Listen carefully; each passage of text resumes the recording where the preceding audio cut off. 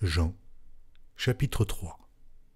Mais il y eut un homme d'entre les pharisiens nommé Nicodème, un chef des Juifs, qui vint, lui, auprès de Jésus de nuit et lui dit : « Rabbi, nous savons que tu es un docteur venu de Dieu, car personne ne peut faire ces miracles que tu fais, si Dieu n'est avec lui. » Jésus lui répondit : « En vérité, je te le dis, si un homme ne naît de nouveau, il ne peut voir le royaume de Dieu. » Nicodème lui dit : « Comment un homme peut-il naître quand il est vieux ? Peut-il rentrer dans le sein de sa mère et naître ?» Jésus répondit : « En vérité, je te le dis, si un homme ne naît d'eau et d'esprit, il ne peut entrer dans le royaume de Dieu. Ce qui est né de la chair est chair. Ce qui est né de l'esprit est esprit. Ne t'étonne pas que je t'ai dit, il faut que vous naissiez de nouveau. Le vent souffle où il veut, et tu en entends le bruit, mais tu ne sais d'où il vient, ni où il va. Il en est ainsi de tout homme qui est né de l'esprit. » Nicodème lui dit : « Comment cela peut-il se faire ?»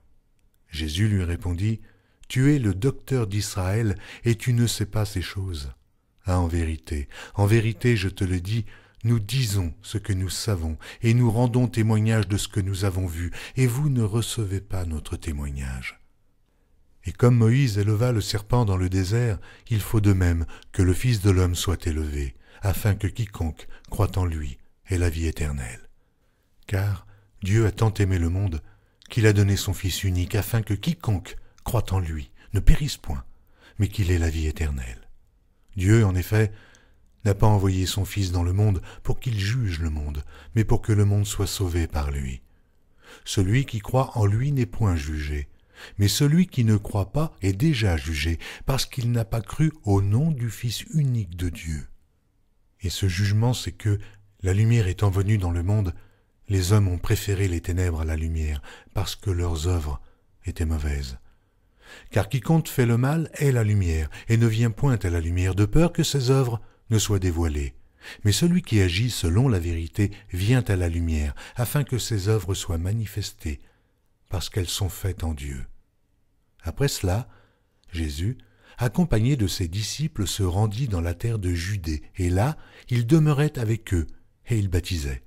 Jean aussi baptisait à Hénon, près de Salim, parce qu'il y avait là beaucoup d'eau, et on y venait pour être baptisé, car Jean n'avait pas encore été mis en prison. Or, il s'éleva de la part des disciples de Jean une dispute avec un juif touchant la purification. Ils vinrent trouver Jean et lui dirent : « Rabbi, celui qui était avec toi au-delà du Jourdain, et à qui tu as rendu témoignage, voici, il baptise, et tous vont à lui. » Jean répondit : « Un homme ne peut recevoir que ce qui lui a été donné du ciel. Vous-même m'êtes témoin que j'ai dit : je ne suis pas le Christ, mais j'ai été envoyé devant lui. Celui à qui appartient l'épouse, c'est l'époux. Mais l'ami de l'époux qui se tient là et qui l'entend éprouve une grande joie à cause de la voix de l'époux.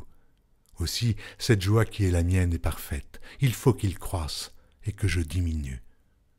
Celui qui vient d'en haut est au-dessus de tous. Celui qui est de la terre est de la terre, et il parle comme étant de la terre. Celui qui vient du ciel est au-dessus de tous. Il rend témoignage de ce qu'il a vu et entendu, et personne ne reçoit son témoignage. Celui qui a reçu son témoignage a certifié que Dieu est vrai. Car celui que Dieu a envoyé dit les paroles de Dieu, parce que Dieu ne lui donne pas l'Esprit avec mesure.